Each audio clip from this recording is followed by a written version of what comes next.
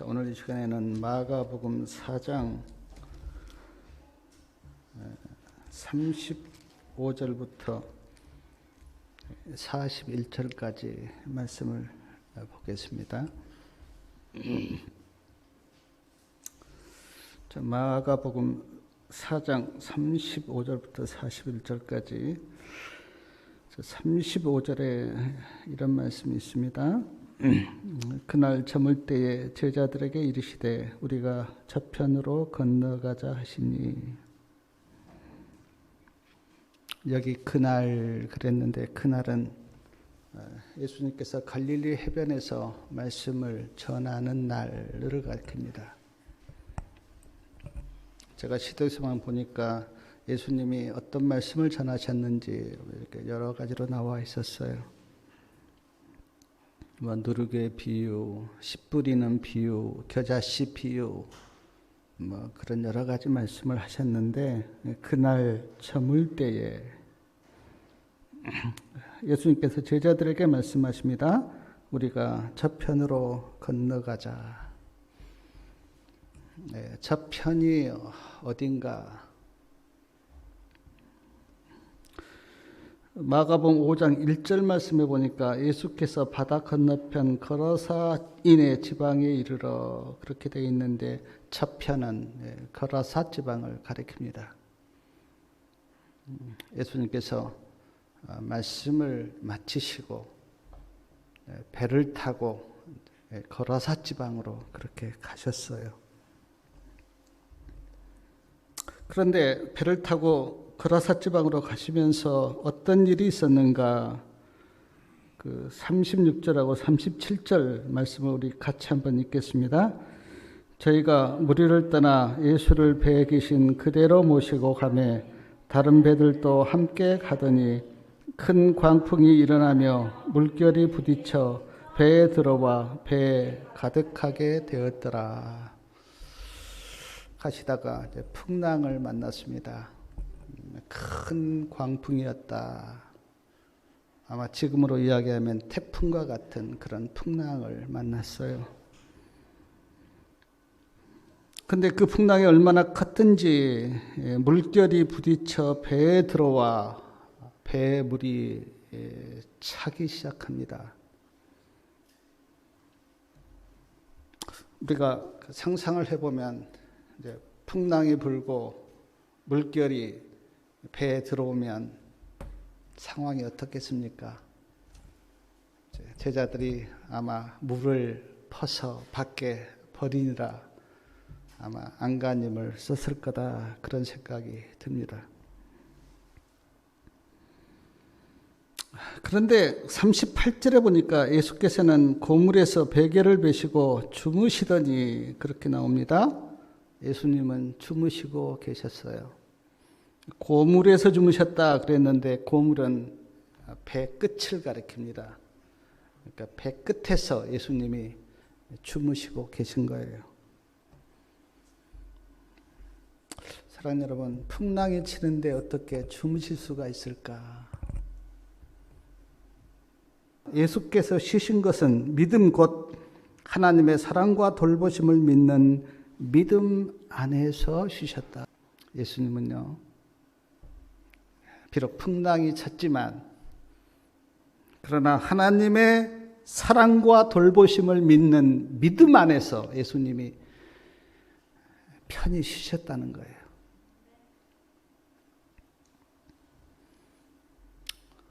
제가 제자들의 모습과 예수님의 모습을 이렇게 대조해 볼 때 제자들은 지금 풍랑이 치니까 막 물을 퍼내느라 정신이 없습니다. 그런데 예수님은 배 끝에서 주무시고 계셨어요. 어떤 그 대조적인 모습.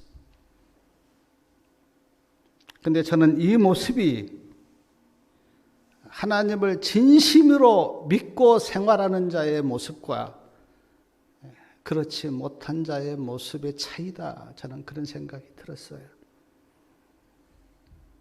우리도 뭐 세상에서 살고 있지만 진심으로 하나님을 믿고 살면 마음에 뭐가 있습니까? 평강이 있고 쉼이 있고 안식이 있죠. 근데 하나님을 믿지 못한 심령은 어떻습니까? 불안하고 염려로 가득 차죠. 제자들의 모습에서 우리는 하나님을 믿지 못한 사람들의 그 불안하고 초조한 모습을 보고 예수님의 모습에서 하나님을 진심으로 믿는 자의 모습을 봅니다.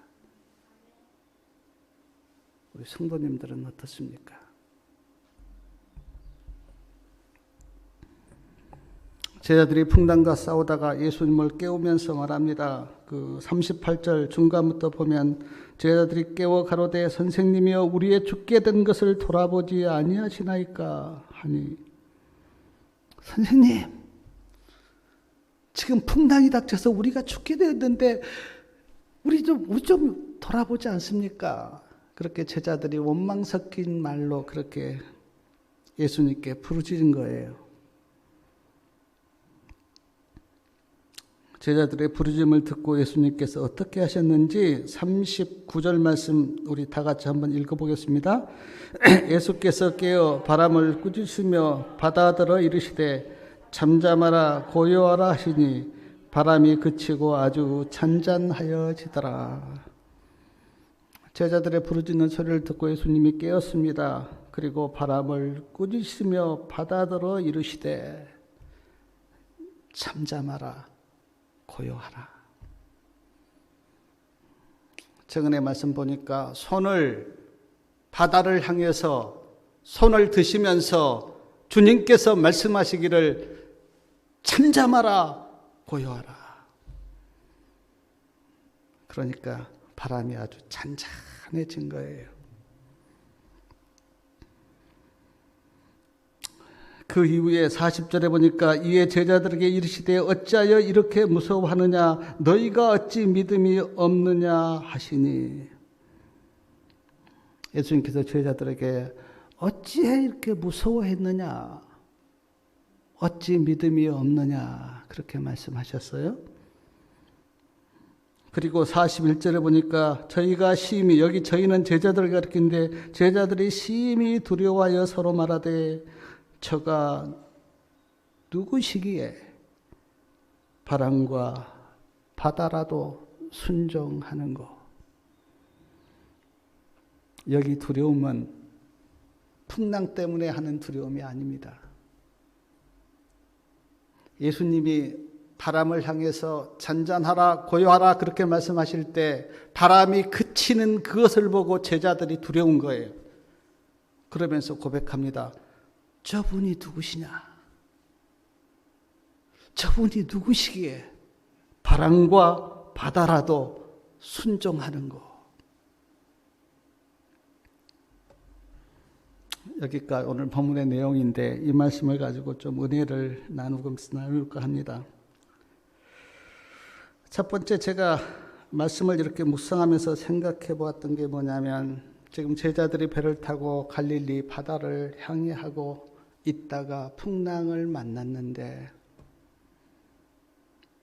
저는 이런 모습에서 저희들이 그리고 우리들이 인생의 바다를 향해 하다가 풍랑을 만난 우리들의 모습을 봐요.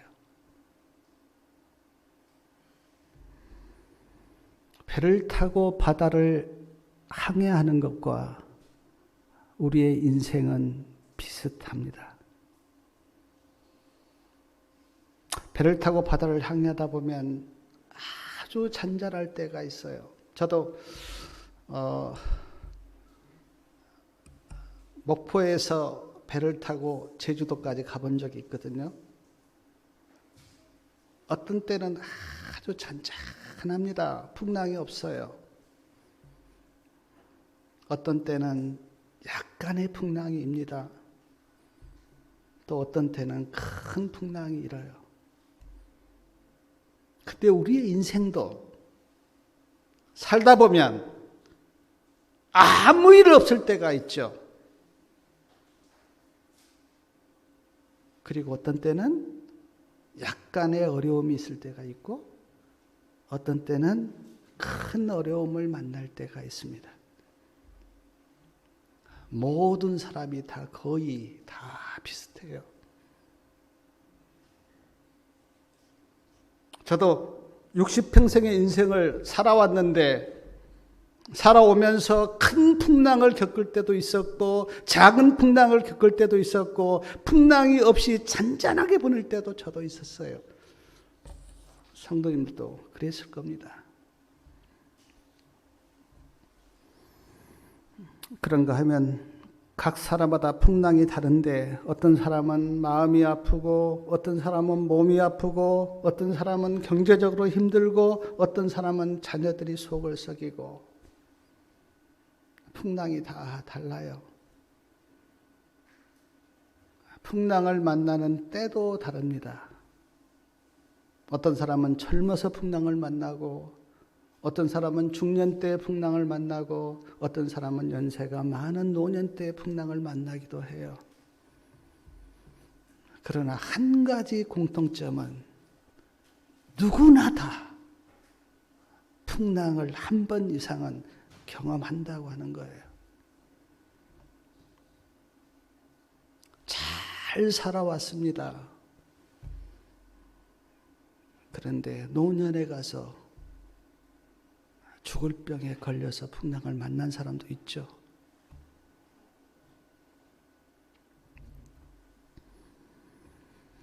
사랑하는 여러분, 한번 이 말씀을 한번 생각해 보십시오. 지금 예수님이 저편으로 건너가자 그렇게 말씀하셨어요. 제자들이 예수님 우리 갑시다 그렇게 해서 가는 건 아닙니다. 예수님께서 우리 저편으로 건너가자 그렇게 예수님이 말씀하셨어요. 배 안에 누가 타고 계십니까? 예수님이 타고 계셔요. 우리 생각으로는 예수님이 말씀하셔서 간다면 그리고 예수님이 거기에 함께 계시면 풍랑이 없어야 하는 것처럼 우리는 그렇게 보여요.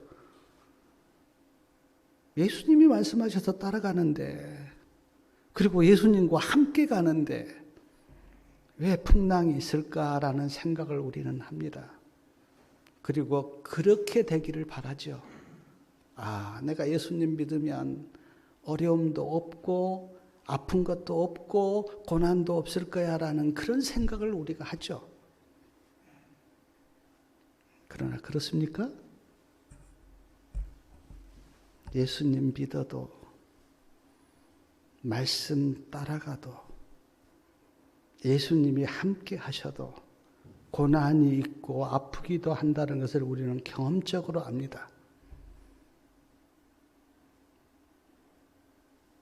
구속의 역사를 보면 예수님 그렇게 잘 믿었던 사람들이 더 큰 어려움과 고통과 순교를 하는 것을 우리는 기독교 역사에서 봐요.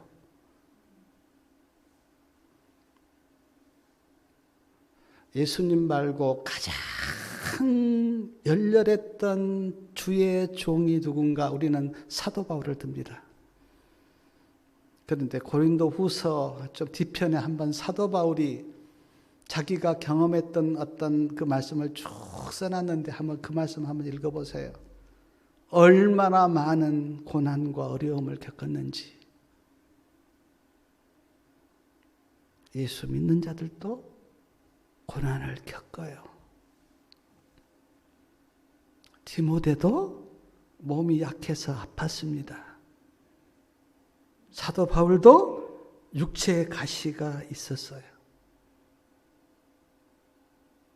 제가 고난을 이렇게 생각하면서 고난에 대한 하나님의 말씀을 몇 말씀 이렇게 찾아봤는데 사도행전 14장 22절에는 우리가 하나님 나라에 들어가려면 많은 환난을 겪어야 할 것이다.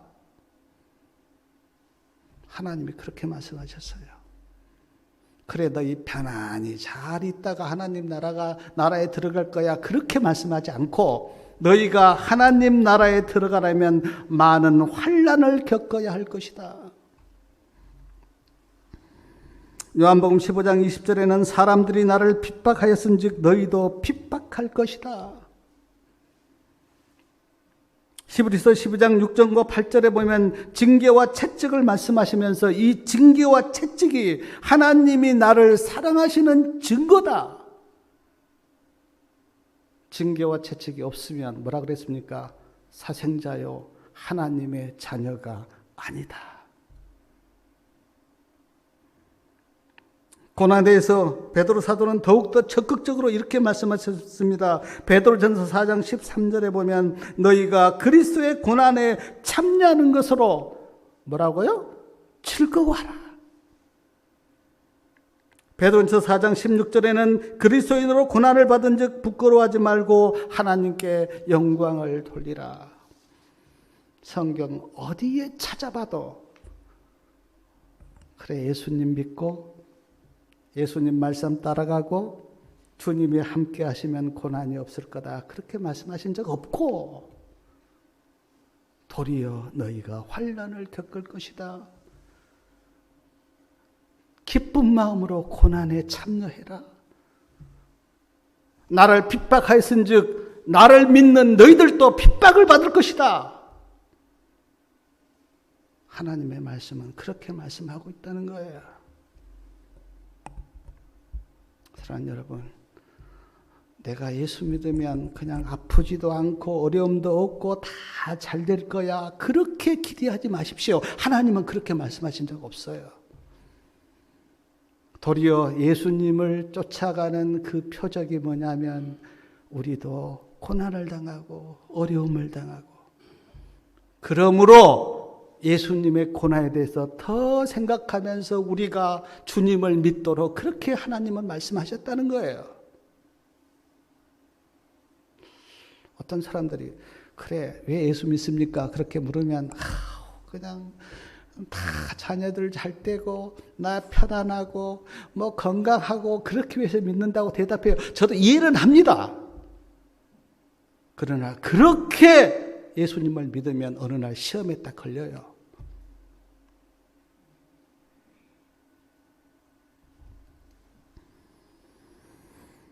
그러나 고난을 자세히 이렇게 들여다보면 사탄이 우리를 실족해 하려고 주는 고난도 있고 예수님이 나를 연단케 하시는 고난도 있는데 우리는 좀 분별을 해야 돼요. 이 고난이 사탄이 나에게 주는 고난인가 아니면 예수님이 나를 연단하시는 고난인가. 사탄이 주는 고난은 믿음으로 이겨야 됩니다. 그리고 주님이 나를 연단하시는 그 고난은 참고 우리가 기다려야 돼요. 사랑하는 여러분, 오늘 제자들이 주님의 말씀을 따라가고 주님과 함께 동행하지만 풍랑을 만났다고 하는 것을 기억하시고 우리의 믿음의 항해에서도 언제든지 풍랑이 나에게 온다고 하는 것을 기억하시면서 설령 어려움과 시험이 있을 때라도 시험 받지 않고 믿음으로 승리하시기 바랍니다. 또 하나 오늘 말씀에 보니까 제자들이 어떻습니까? 아주 두려워했어요. 40절에 보니까 무서워도 했습니다. 왜 제자들이 두려워하고 무서워했을까? 제가 말씀을 이렇게 묵상하면서 두 가지를 생각했는데 하나는요. 풍랑이 쳐서 지금 배에 물이 들어오니까 제자들이 열심히 배에 물을 퍼내면서 누구를 잃어버렸냐면 예수님을 잃어버렸어요. 자, 증언에 있는 말씀 제가 두 말씀 하나 읽어드릴게요. 시대소망 334페이지에 자신을 노력하라고 구원하려고 노력하는데 열중한 제자들은 예수님께서 배 위에 계신 것을 잃어버렸다. 시대소망 336페이지에 제자들은 자신을 구원하려고 노력하는 중에 예수님을 잊었다. 열심히 물을 퍼내는 가운데 제자들의 마음속에 누구 생각을 못했냐면 예수님이 배 안에 계신다고 하는 생각을 못했습니다. 예수님을 잃어버렸어요.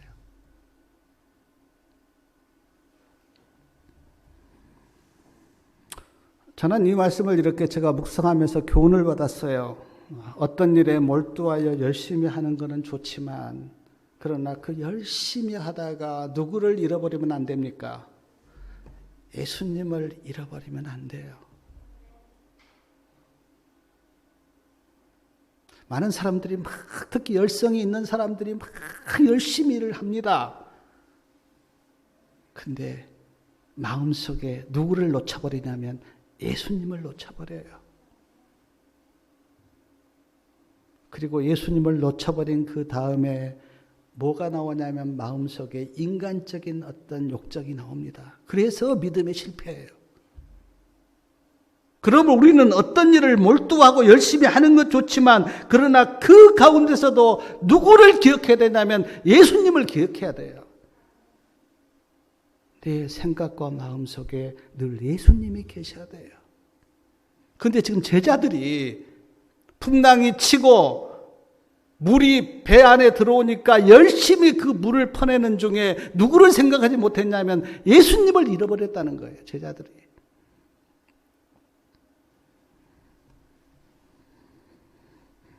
누가복음 10장에 보면 그 마르다와 마리아 이야기 잘 아시잖아요. 나사로의 두 여동생 마르다와 마리아.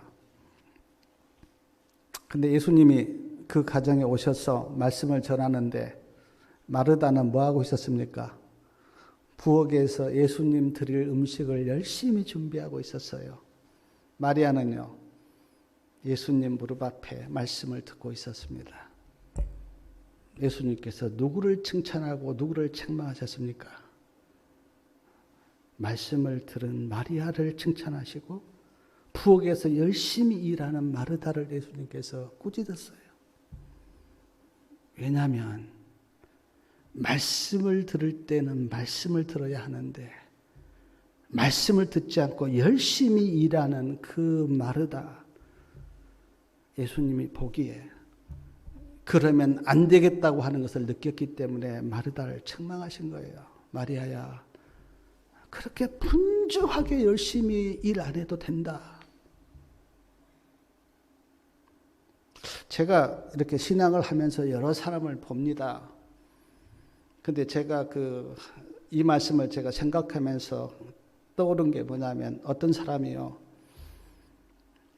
불쌍한 사람을 돕기 위해서 장애인이 계신 그곳에 들어가서 열심히 봉사를 했어요. 네. 안식일도 그들에게 먹이고 입혀야 되기 때문에 안식일도 안 지키고 지킨 거죠. 근데 안식일에도 예배도 안 드리고 열심히 봉사를 했어요. 몇 년 동안. 그리고 제가 그 사람을 이렇게 만났는데 그 사람의 입술에서 믿음의 이야기가 나오는 거예요. 불평과 원망과. 그러면서 제가 깨달았습니다. 그렇게 장애인 시설에서 봉사를 열심히 했는데 예수님을 잃어버렸구나. 그럴 수 있어요, 우리가. 시골이 좋죠. 천연계 가운데서 다 농사져서 먹고 얼마나 좋습니까?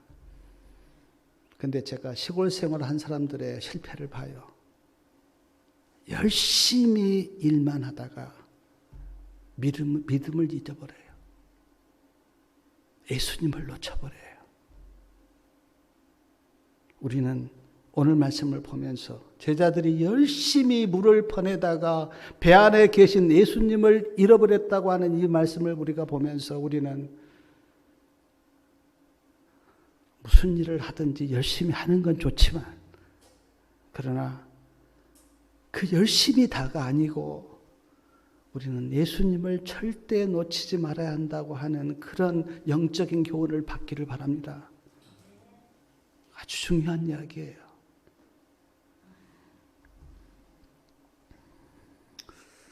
제자들이 예수님을 잃어버렸는데 언제 예수님을 찾았는가? 시대소망 344페이지에 보니까 그 번개가 이렇게 번쩍 쳤어요.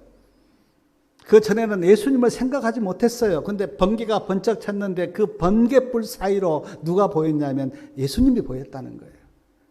그리고 제자들이 예수님이 배 끝에 계시지.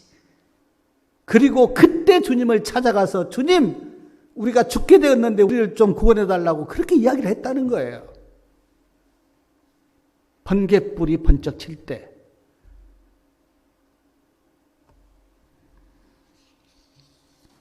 또 하나 제가 두려워하고 그 무서워한 제자들의 모습을 보면서 하나 깨닫는 게, 아까도 제가 말씀드렸듯이 예수님께서 건너편으로 건너가자 그렇게 예수님이 말씀하셨어요. 그 말씀을 만약에 붙잡고 있었다면 최소한 마음속에 예수님이 가자고 말씀하셨는데 아무리 풍랑이 쳐도 바다에서 빠져 죽을 일은 없잖아요.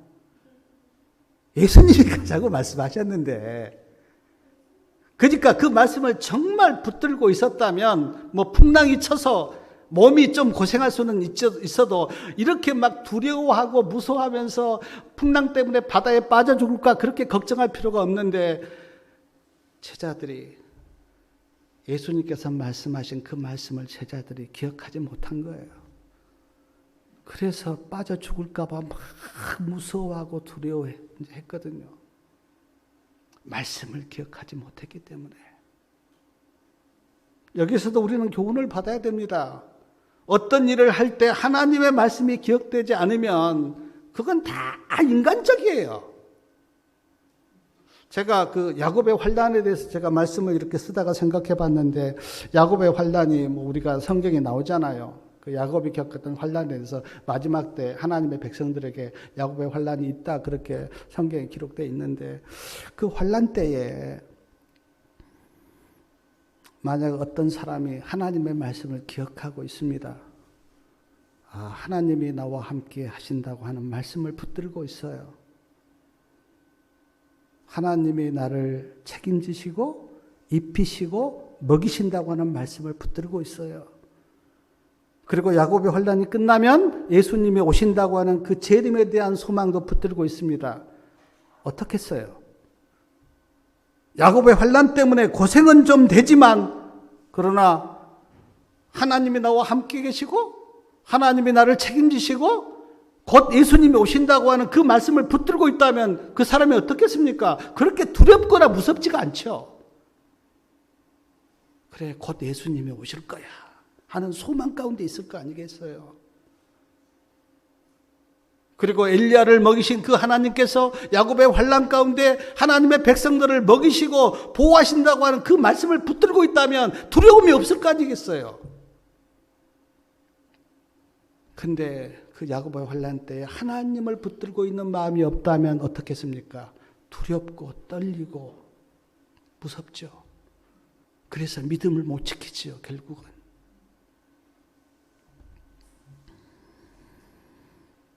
사랑하는 여러분, 하나님의 말씀을 붙들기를 바랍니다.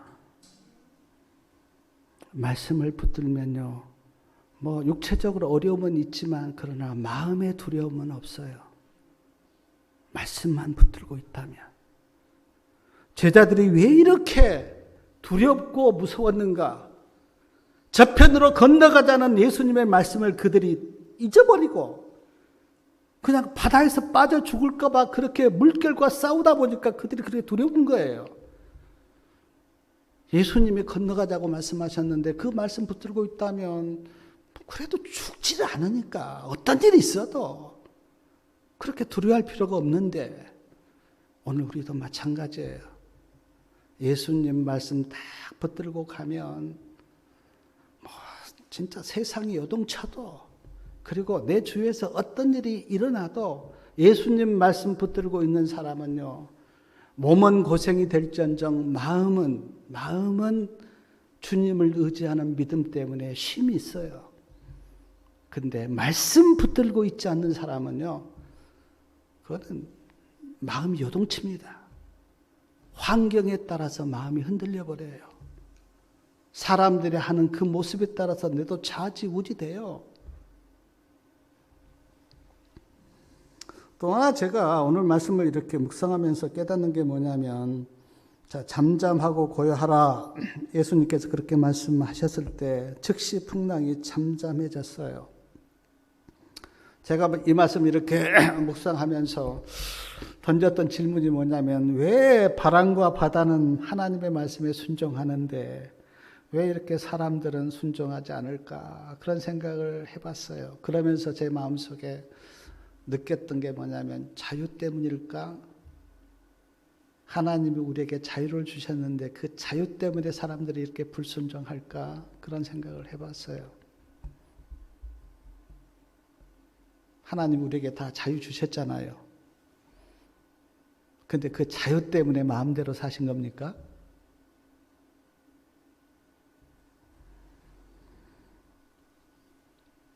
하나님이 네 마음대로 살라고 자유 주신 거예요? 하나님 우리에게 자유를 주신 목적은 그게 아니잖아요. 하나님과 더 많이 교제하고 더 인격적으로 사랑을 나누도록 하기 위해서 자유를 주셨는데 오늘날 많은 사람들이 자유를 잘못 알고 있고 잘못 쓰고 있어요. 자유를.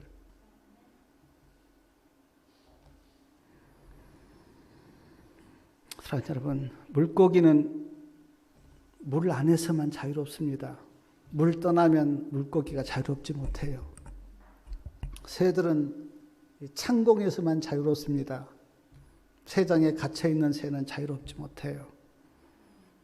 그런데 사랑하는 여러분, 인간은 하나님 안에서만 자유롭도록 그렇게 우리를 창조하셨어요. 아멘? 그렇게 우리를 만드셨어요. 하나님을 벗어나면 즉시 사단의 종이 됩니다. 죄의 종으로 빠져버려요. 그러니까 하나님을 벗어나서 자유롭게 살 수 있는 게 아니고 하나님을 떠나면 즉시 자유를 잃어버려요. 그리고 사단의 종이 되고 죄의 종이 되어버려요. 그러므로 하나님 안에서만 자유롭도록 하나님이 우리에게 그렇게 만드셨어요. 그러므로 나는 자유롭게 살고 싶어라고 하나님을 떠난 사람은 안 맞습니다. 그 말이 자체가 그게 안 맞아요. 왜냐하면 하나님을 떠나면 죄의 종이 되기 때문에. 하나님 안에서만, 새가 창공 안에서 자유롭고 물고기가 물 안에서 자유롭듯이 우리는 하나님 안에서, 말씀 안에서 자유롭게 살도록 그렇게 우리를 하나님이 그렇게 세팅을 하셨다고요.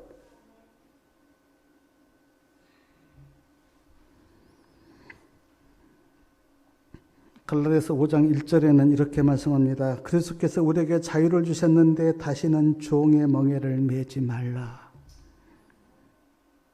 갈라디아서 5장 13절에는 형제들아 너희에게 자유가 있는데 그 자유로 육체의 기회를 삼지 말라. 사랑하는 여러분, 한 가지 명심하십시오. 절대로 내 마음대로 사는 것이 자유가 아닙니다. 그거는 타락이고 방종이에요. 자유는 하나님 안에서, 하나님이 주신 말씀 안에서 사는 것이 가장 자유로운 사람이에요. 아멘? 하나님을 떠나서는 자유가 없어요.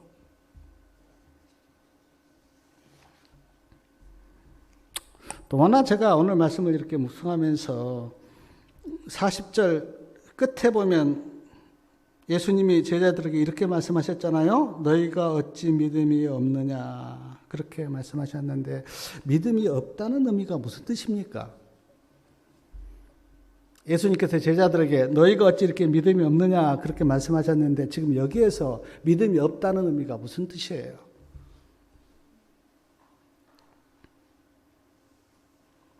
예수님과 연결되어 있어야 하는데 풍랑이 칠 때 제자들의 믿음이 예수님과 떨어져 있는 걸 보고 예수님께서 지금 책망하신 거예요.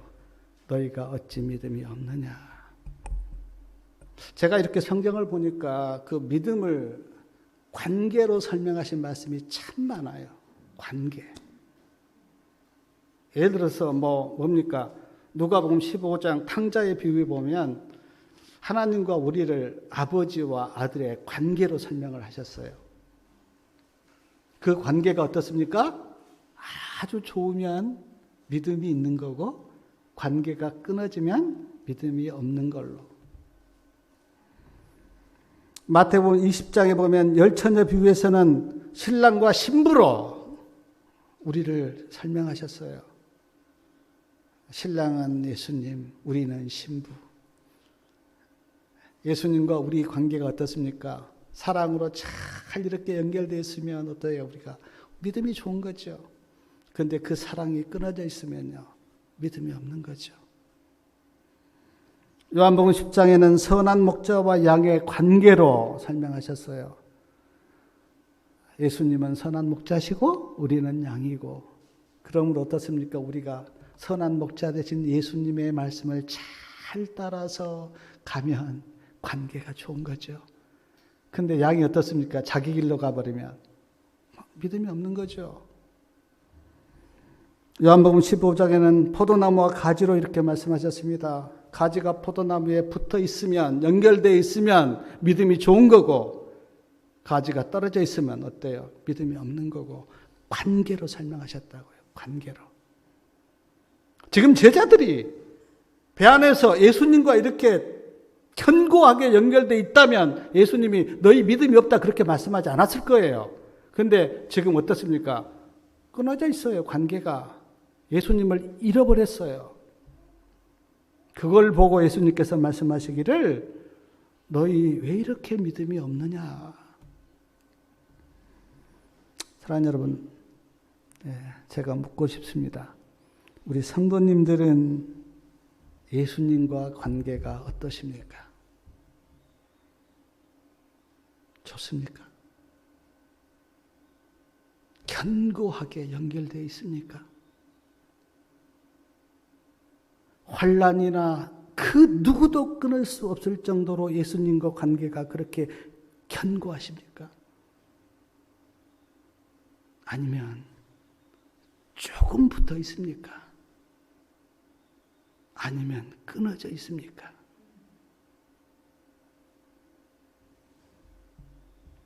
우리 성도님들은 어떠십니까? 우리는 날마다 나를 점검하셔야 돼요. 나와 예수님의 관계가 얼마나 견고하게 연결되어 있는지 우리는 점검을 해야 돼요. 어떤 사람이 나를 흔들어도 끊어지지 않을 정도로 그렇게 견고하게 연결되어 있는가? 아니면 그냥 살짝 붙어 있다가 누가 한마디 말만 해도 끊어져 버리고 누가 좀 욕만 해도 그냥 세상을 따라가는 그런 관계인가? 자신을 점검하셔야 돼요. 그래서 말씀을 보고 기도를 하고 찬미를 부르고 증언을 읽고 하면서 그 경고를 견고하게 우리가 이해해야 돼요.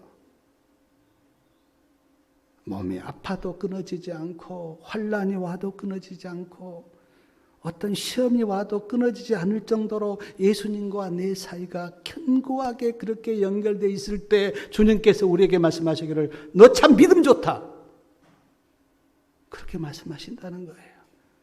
근데 그 살짝 붙어있는 사람에게는 주님께서 어떻게 했어요? 그냥 너 그래 말 한마디만 잘못 들어도 그냥 떨어졌다 붙었다 떨어졌다 붙었다.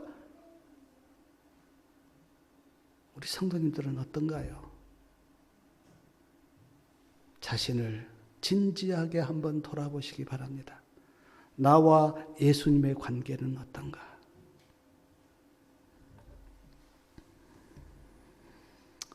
또 하나 우리가 41절 아까 이제 우리가 읽었는데 제자들이 주님을 향해서 그렇게 고백을 했습니다. 저가 누구의 바람과 바다라도 순종하는고. 다른 성경에 보니까 저 예수님이 누구시기에 저분이 누구시기에 그렇게 나왔더라고요. 저분이 누구시기에 바람과 바다라도 순종하는가? 바람과 바다라도 순종하는 저분이 누구신가? 그렇게 제자들이 물었어요. 복음서에 보면 예수님께서 여러 번 내가 누구다 내가 누구다 그렇게 말씀하셨는데 뭐 다 알고 계실 겁니다. 나는 어떻습니까? 길이요 나는 진리요 나는 생명이요 나는 부활이요 나는 선한 목자요 나는 양의 문이요 나는 빛이요 나는 포도나무요. 예수님께서 여러 번 그렇게 말씀하셨어요. 주님이 자기를 그렇게 소개한 겁니다. 나는 길이고 진리고 생명이고 부활이고 나는 너희들의 목자고. 제자들이 이렇게 물었어요. 저분이 누구시냐? 저분이 누구시냐? 거기에 대한 예수님의 대답은 나는 길이고 진리고 생명이고 부활이야. 예수님의 대답이. 사도행전 3장 15절에 보니까 베드로는 이렇게 말했습니다. 예수님을 가리켜서 예수님은 생명의 주시다. 베드로가 그렇게 고백했어요. 예수님은 생명의 주시다. 사도행전 3장 15절에 사도 요한은 요한복음 1장에서 예수님은 말씀이시다. 그 말씀이 육신을 쓰고 이 땅에 오셨다. 요한일서 4장 16절에는 예수님은 사랑이시다. 이사야 선지는 이사야 9장 6절에서 예수님은 전능하신 하나님이시다. 에레미야 선지는 에레미야 20장 6절에서 여호와 우리의 의다. 침례요한은 요한복음 1장 29절에서 세상 죄를 지고 하는 하나님의 어린 양이시다. 성경에 모든 선지자들과 주의 종들이 예수님은 누구시다고 그렇게 고백했어요. 내가 찾아보면 수없이 많습니다. 다니엘도 에레미야도 이사야도 에스겔도 모든 선지자들이 예수님에 대해서 그렇게 고백했어요. 뭐 실로에 오시는 실로다 그렇게 모세는 그렇게 이야기했죠. 사랑하는 여러분, 성도님들에게 예수님은 어떤 분인가요? 성도님들에게 예수님은 어떤 분이신가요? 누가 만약 성도님들에게 예수님이 누구십니까? 라고 물으시면 어떻게 대답하실 건가요? 성경이한테 누가 예수님이 누구십니까? 그렇게 물으면 성경이는 어떻게 대답할 건지, 우리 집사님들은 어떻게 대답할 건지. 예수님을 만난 모든 사람은 신앙 고백이 있습니다. 예수님은 이런 분이야. 나에게 있어서 생명의 주가 되시고 구주가 되시고 나의 주인이 되시고 나의 피할 바위가 되시고 피난처가 되시고. 다윗이 시편에 보면 얼마나 하나님에 대해서 하나님은 나의 피난처 피할 바위 반석 되시고 그렇게 고백했는데 우리 성도님들은 어떻게 고백하실 건지. 저는 설교를 쓰면서 저의 고백을 제가 이렇게 혼잣말로 해봤어요. 예수님은 나의 구주시고 내 삶의 주인 되십니다.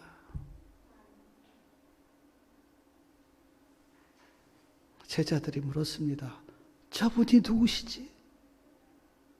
바람과 바다도 순종하는 저분이 누구시지? 성도님도 개인적으로 신앙 고백이 있기를 바랍니다. 그렇게 고백할 수 있어야 돼요. 저는 그 순교자들을 이렇게 보면서 순교자들이 그 순교할 때 어떤 고백을 했을까 제가 이렇게 상상해 보면 순교자들은 그 순교하는 그 앞에서 고백이 있잖아요. 예수님은 나의 생명의 주시야, 나의 부활이야. 그런 고백이 있을 때 우리가 순교를 할 수가 있잖아요. 그런 고백이 있을 때 우리의 믿음을 지킬 수가 있잖아요. 그런 고백이 없다면 어떤 자리에서 우리가 어떻게 내 믿음을 지키고 믿음의 길을 가겠어요? 그런 신앙 고백이 없다면. 근데 제자들은 주님을 따라다니면서도 아직까지 예수님이 누구신지를 모르고 이렇게 묻습니다. 저분이 누구시지? 바람과 바다가 순종하는 저분이 누구시지? 그 대답은 우리 성도님들이 하시기 바랍니다.